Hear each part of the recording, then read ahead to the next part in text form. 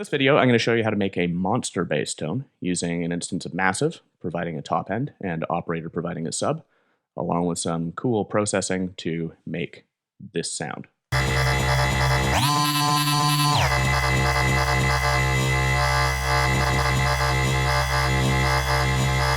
And overall, it's going to fit in the mix like this.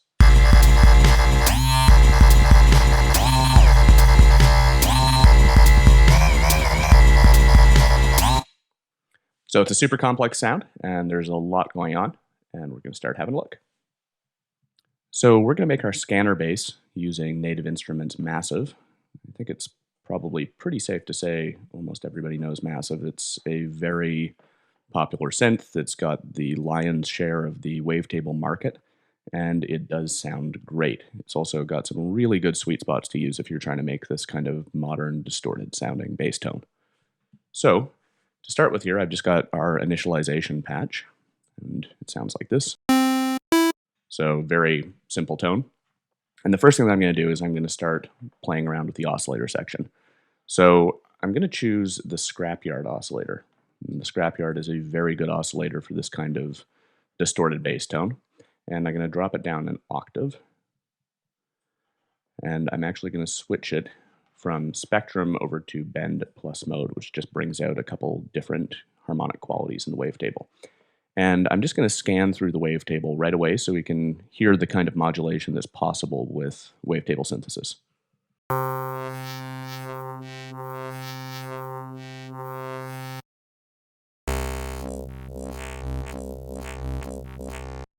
So it's great. It allows for some really, really cool modulations.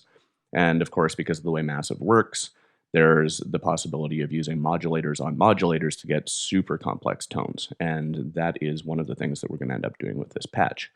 So I'm just going to leave that as is. And I'm going to dial up a wavetable for oscillator 2 here. And for this one, I'm going to choose, let's go with the gentle speech wavetable, which is, again, a very nice one. I'm just going to turn off oscillator 1. And I'm going to pitch oscillator 2 up an octave because we're going to get a very wide range of tone by doing this. And I'm just going to let you hear this wavetable.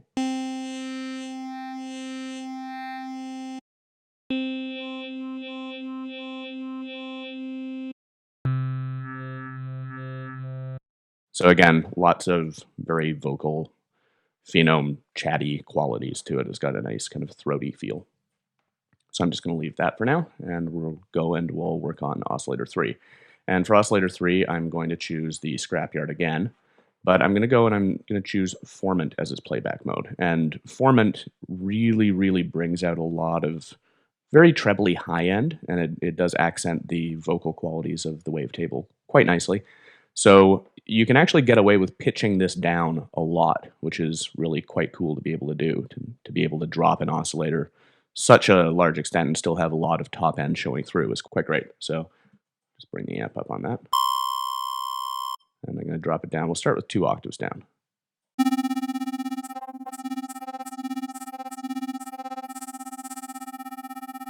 All right, I quite like that. So let's bring the other 2 oscillators in the mix, and we'll start balancing these out a bit. Try that up an octave, actually. We'll go down.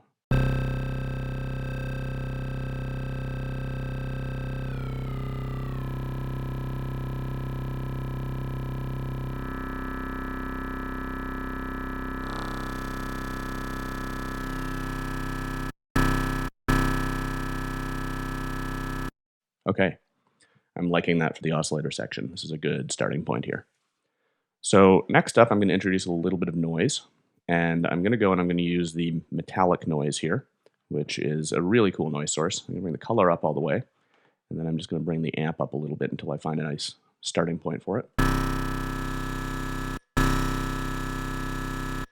That's just bringing a little bit of grit in.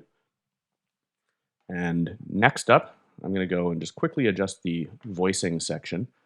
So we're going to go for monophonic and legato triller again.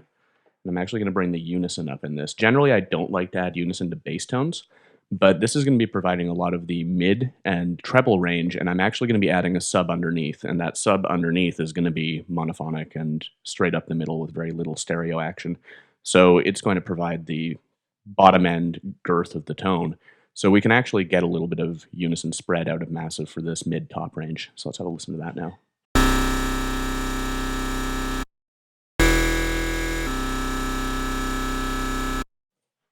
Okay, so now I'm going to set up the filter section, and we're going to use just one filter for right now, though I may add something later on. I'm going to use the band reject filter, which is a really nice one because it allows for some motion to exist, especially when you distort it and it really jumps out in the sound a little bit. But it doesn't cut out too much of the frequency. It just sweeps through the frequency and allows for some certain areas to be kind of highlighted as it does its sweep. So I'm going to bring the bandwidth up a little bit, and I'm going to bring the cutoff up to about 50% and add a little bit of resonance, and we'll just hear how that sounds as I sweep it through the mix. Okay, so that's sounding quite nice. Next up, I'm going to go and I'm going to add a little bit of hard clipping. And I'm just going to check my routing here and find out where insert 1 is. So insert 1 is showing up after the filter, which is what I want. I'm just going to pop the mix over, so it's just filter 1 that we're listening to. And I'm going to bring it up in terms of its drive to a little bit over halfway. And I'm going to bring it up in the mix a little bit. We'll just audition that and see how it sounds.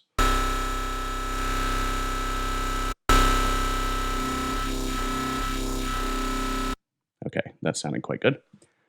Next up is going to be a quick adjustment of the envelope that's actually controlling our amplitude.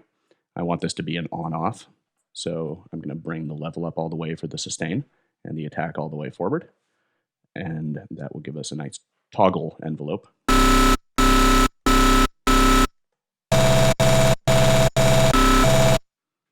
And let's add a little bit of glide as well. Glide is just going to give it a little bit of a funkier feel. We'll start with a little bit under halfway and see how that sounds.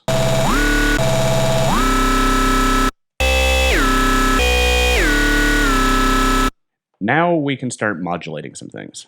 And this is obviously where Massive really comes alive. It's similar to Synth Squad in the sense that it's a semi-modular synth with all sorts of patchability. And it's funny because those number of options at points can be a mixed blessing. It's really easy to overshoot the mark with modulations. And so what I like to do is I like to pick 2 or potentially 3 styles of modulation, 1 LFO or 2 LFOs or 1 envelope, and use those as the predominant sources of modulation within the sound. As in, if I'm going to use 1 envelope to control the wavetable position on oscillator 1, I'm probably also going to use that same envelope to control various other things. And that's going to tie the sound together really nicely. I'm going to take envelope 3, and I'm going to get rid of the attack, and I'm going to get rid of the decay. So that really what we're going to be working with here is the sustain loop. And I'm just going to activate that. I'm going to put it up to infinite. And we're going to use the sustain loop sort of like an LFO. We've talked about this before. It's a really great use of the sustain loop because we can do some interesting morphing things with it. So what I'm going to do is I'm going to choose a couple waveforms here. Start with a sinoid waveform, and let's go for one of the triangle waveforms here. I'm just going to bring the decay down a little bit more so we have a nice pronounced effect. And now when I adjust the actual length of the sustain loop, we're going to get a morphing feel that's similar to an LFO. Let me just bring that up a little bit here so we get a blend of those waveforms. So now we can start applying this to some things. And the first thing that I'm going to do, because it's going to give us a really dramatic feel straight out the gate, is I'm going to apply it to wavetable position. And I'm going to start with just bringing it down a little bit. And I'm going to solo this oscillator so we can hear exactly what we're doing.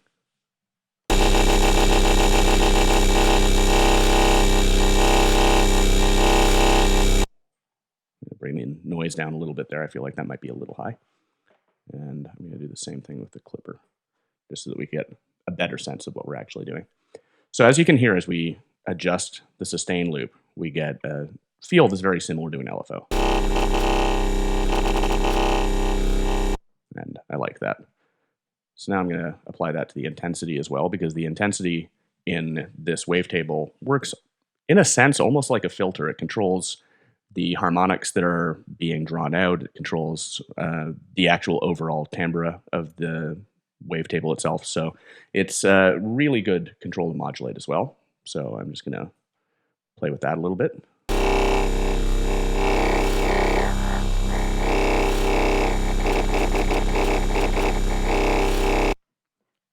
right on. Let's bring the second oscillator in the mix. So that's sounding quite good. And I'm just going to solo it. And I'm going to use, again, this same envelope. I'm going to apply it to wavetable position here.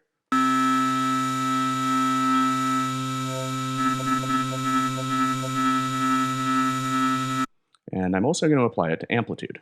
And this is going to cause this wavetable to jump up in the mix according to the settings of this looped envelope here.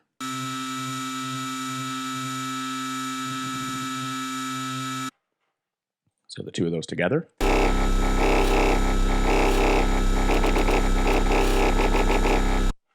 And that's starting to come together well.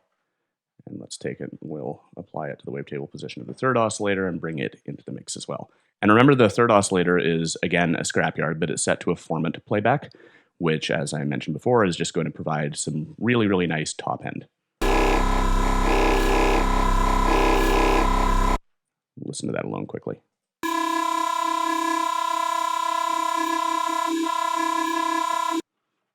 And all of them together.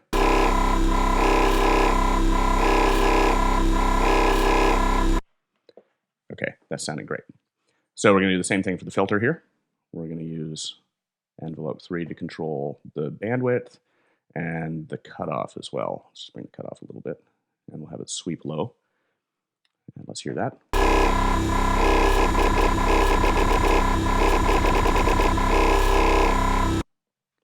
Excellent. And let's do the same thing with the wet dry on the clipper. That way we do have it in the mix a little bit more, but it's not super dominant. And I'll have it control the drive a little bit as well.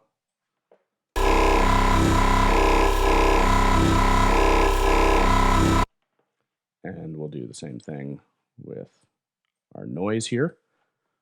Pull it down in the mix a bit.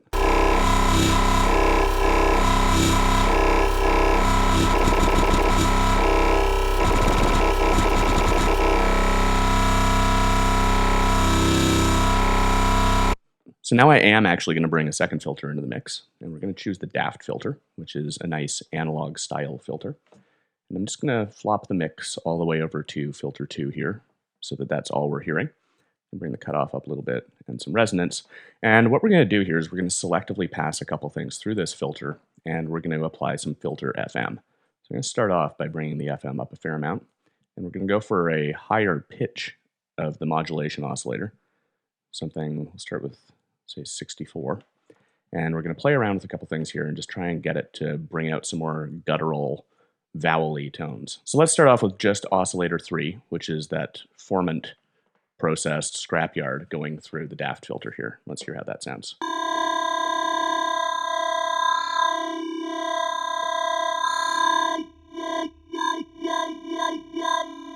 Okay, that's quite cool. Let's bring this first scrapyard over a little bit too, so we're getting a little bit of its signal into this filter.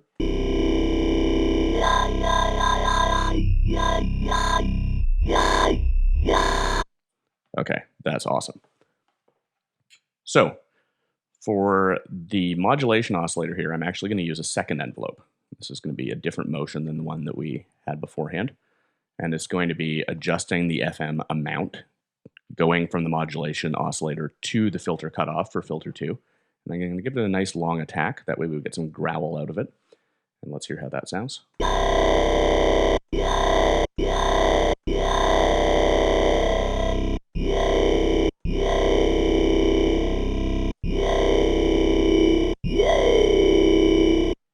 And I'm going to bring the sustain up all the way here. A little bit more attack. And you can really hear that coming out quite nicely now. Pull the resonance down a little bit.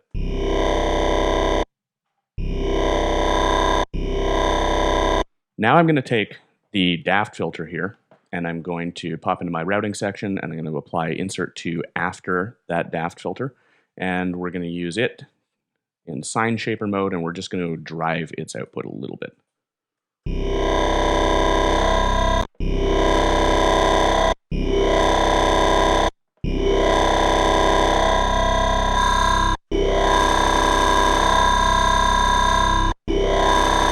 Okay, So now I'm going to go back to filter 1 here, and we're going to bring the output of filter 2 into the mix a little bit.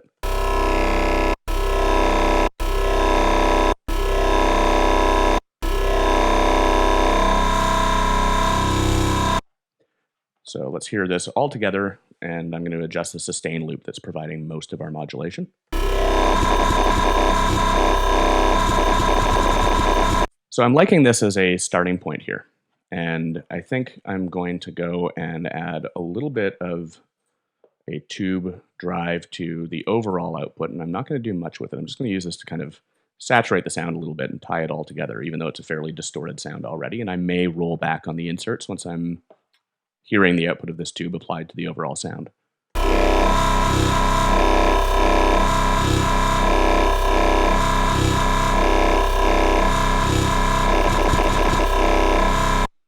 Actually, that's sounding quite nice.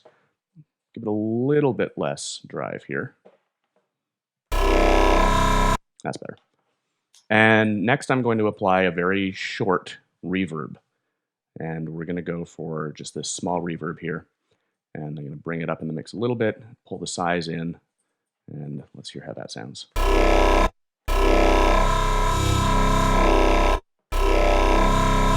And I feel like we can use the EQ a little bit as well. And we're going to use it to drive the high end a tiny bit. I'm not going to do too much with it, but...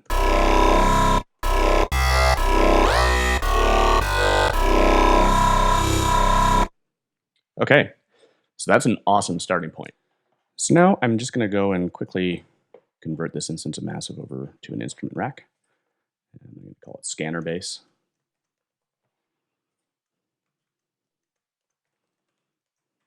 And call what we've done so far scanner top. And I'm just going to go and grab an instance of operator, and I'm going to solo it, and we're going to layer this instance of operator underneath and then EQ it. Very typical approach. You'll see me do this a lot. It just helps to provide some bottom end tone here. So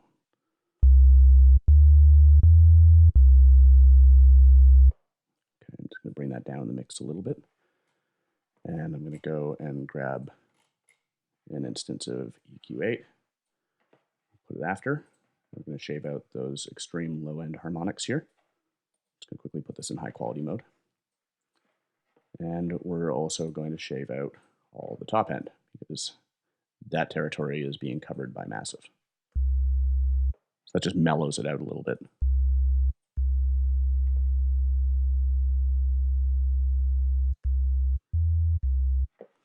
I'm also going to go and just make sure that my voicing is correct here, because operator's default is to come up with 6 voices. And since this is a monophonic bass line and we're going to be having it hop up and down a little bit in the mix and you really highlighting that glide from Massive, I want to make sure that I'm not getting multiple voices out of operator. So that's set up correctly. And I'm also going to go and I'm going to take a utility, throw it on the end after this EQ8, and bring the width all the way in. That way it's nice and mono and up the middle. So I'll probably bring operator down a little bit more. And for Massive, I'm going to go and EQ out everything below. Start with about 80 hertz. So operator is going to be providing all of that.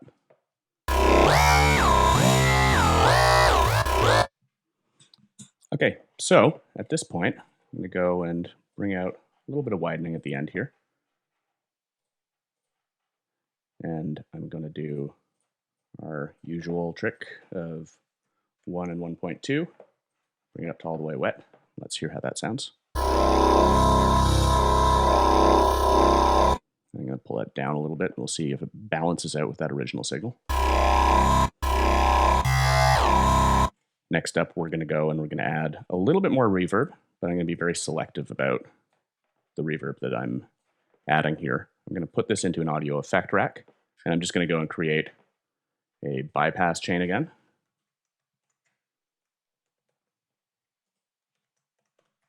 Rename all these. Verb, and bypass. And I'm going to go and in my reverb here, I'm going to set it to all the way wet. I'm going to add some low cut. I'm going to pull the decay time in a little bit. I'm going to lose the chorus, the diffusion network. I'm just going to apply all of the stereo width that I can and pull in the pre-delay. And then immediately after this reverb, I'm going to add an auto filter. And I'm going to put it into high pass mode and bring the cutoff down a little bit.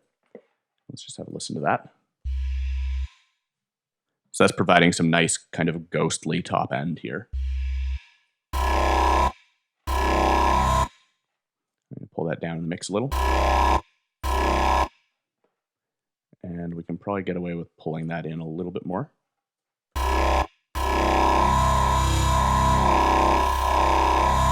Finally, for this reverb chain, I'm going to apply a compressor to the end. I'm going to set it into sidechain mode. I'm going to take the input from the scanner base, and I'm going to take it from the scanner top pre-effects. So what's going to happen now is Massive is going to cause its own reverb to duck out of the way whenever it's sounding. And that means that whenever we have a note off, that reverb's going to hop up in the mix a little bit and just provide a cool tail end. So let's just adjust the threshold on that and have it do its thing.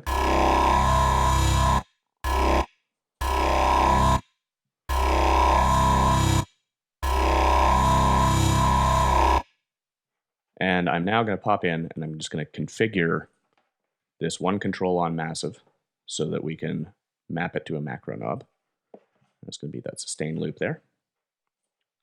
And I'm going to map it to macro 1 in our instrument rack and rename this wobble speed. So now whenever we sweep this macro knob up and down, it's going to control the speed of that looping envelope. And I am going to want to restrict the range on that. So one of the things that I really like doing when I'm restricting ranges is to basically open up map mode and to just depress a key and to actually adjust the minimum up in here in a live setting. That way I'm auditioning the lowest possible range, and then I'll do the same for the high range. So let's have a quick listen.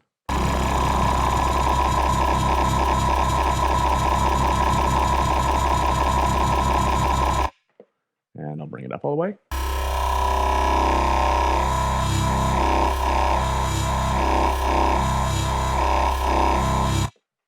But I want to invert those. That way what we've got is slow at the bottom and high at the top. So I'm just going to flip out of map mode here, and let's have a listen.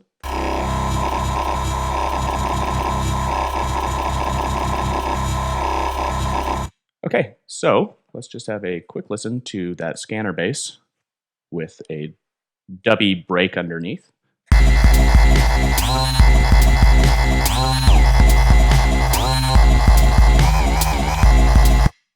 Okay, that sounds large. So I've just gone and added some fairly random modulation values to that wobble speed macro that we've got set up. And we're just going to have a quick listen to how that sounds.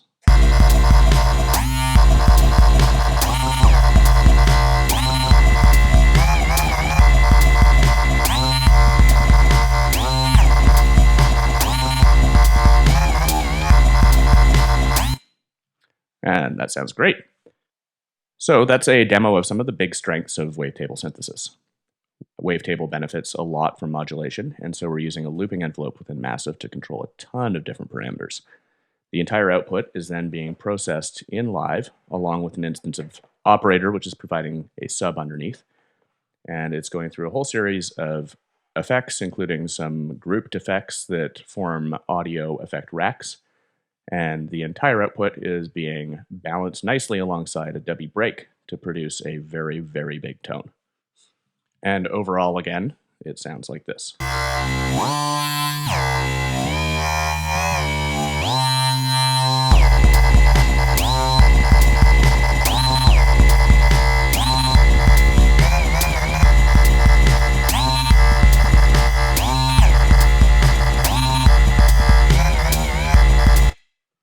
And excellent. So those are some of the big benefits of working with Wavetable.